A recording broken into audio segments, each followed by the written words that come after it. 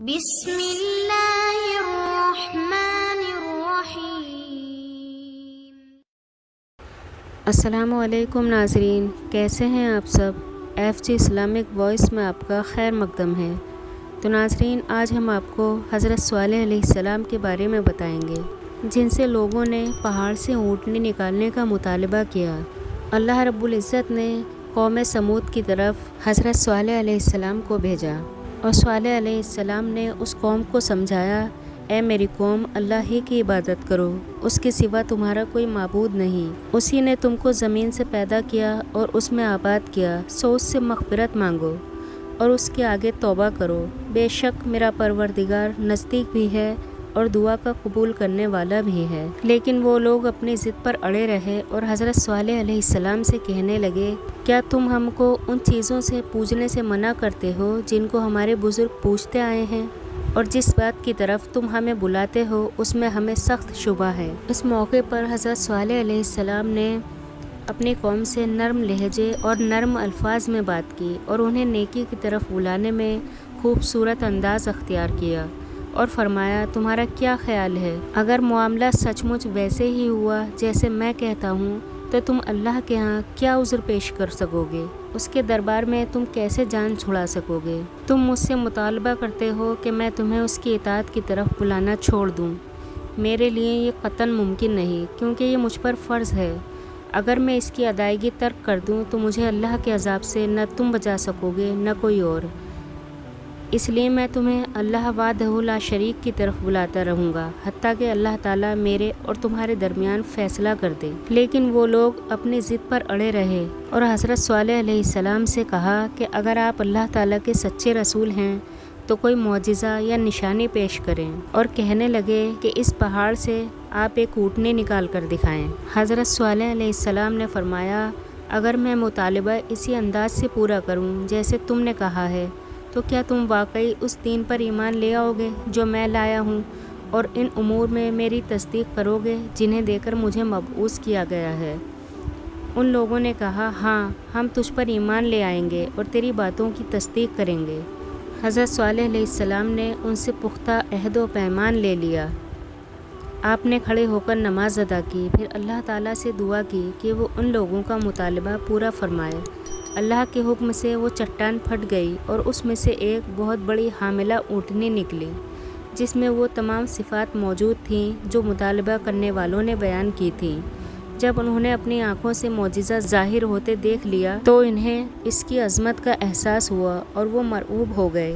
یہ اللہ کی قدرت کی ایک واضح نشانی اور حضرت صالح علیہ السلام کی نبوت کا ایک کھلا ثبوت تھا۔ چنانچہ قوم کے کچھ لوگ ایمان لے آئے، لیکن اکثر لوگ کفر و ضلالت اور ہٹ درمی پر اڑے رہے۔ وہ اونٹنی ان میں موجود رہی، ان کے علاقے میں جہاں سے چاہتی چرتی، اور جب کنویں پر پانی پینے جاتی تو کنویں کا سارا پانی پی لیتی۔ اللہ کے حکم سے ان میں پانی کی باری مقرر کر دی گئی۔ پانی کے لیے ایک دن اونٹنی کا مقرر کر دیا گیا اور ایک دن دوسرے لوگوں کا مقرر کر دیا گیا۔ چنانچہ لوگ اپنی باری والے دن اگلے دن کے لیے بھی پانی بھر لیتے تھے۔ وہ لوگ اس کا دودھ پیتے اور وہ سب کے لیے کافی ہو جاتا۔ اس لیے آپ نے ان سے فرمایا، ایک دن اس کے پینے کی باری ہے اور ایک روز تمہاری باری ہے۔ حضرت صالح علیہ السلام نے ان لوگوں سے فرمایا کہ تمہارے پاس پروردگار کی طرف سے ایک معجزہ آ چکا ہے، یعنی یہی اللہ کی اونٹنی تمہارے لیے معجزہ ہے، سو اسے آزاد چھوڑ دو کہ اللہ کی زمین میں چرتی پھرے، اور تم اسے بری نیت سے ہاتھ بھی نہ لگانا، ورنہ دردناک عذاب تمہیں آ پکڑے گا۔ ایک عرصے تک یہ معاملہ یوں ہی چلتا رہا۔ آخر ان کے سردار جمع ہوئے اور مشورے کے بعد یہ فیصلہ کیا کہ اونٹنی کو قتل کر دیں تاکہ اس سے جان چھوٹے اور انہیں سارا پانی مل جائے۔ ارشاد باری تعالیٰ ہے، اور شہر میں 9 شخص تھے جو ملک میں فساد کیا کرتے تھے اور اصلاح سے کام نہیں لیتے تھے۔ انہوں نے باقی قبیلے کو بھی ساتھ ملانے کی کوشش کی تو لوگوں نے تائید کی۔ وہ اونٹنی کو قتل کرنے کے لیے گھات میں بیٹھ گئے۔ جب اونٹنی پانی پی کر واپس آئی تو اس پر تیر چلا دیا جو اس کی پنڈلی کی ہڈی میں پیوست ہو گیا، اور اونٹنی پر تلوار سے حملہ کیا اور اس کی کونچیں کاٹ دیں اور اونٹنی کو قتل کر ڈالا۔ ان ظالموں نے اپنے پروردگار کے حکم سے سرکشی کی اور کہنے لگے کہ صالح جس چیز سے تم ہمیں ڈراتے ہو اگر تم اللہ کے پیغمبر ہو تو اسے ہم پر لے آؤ۔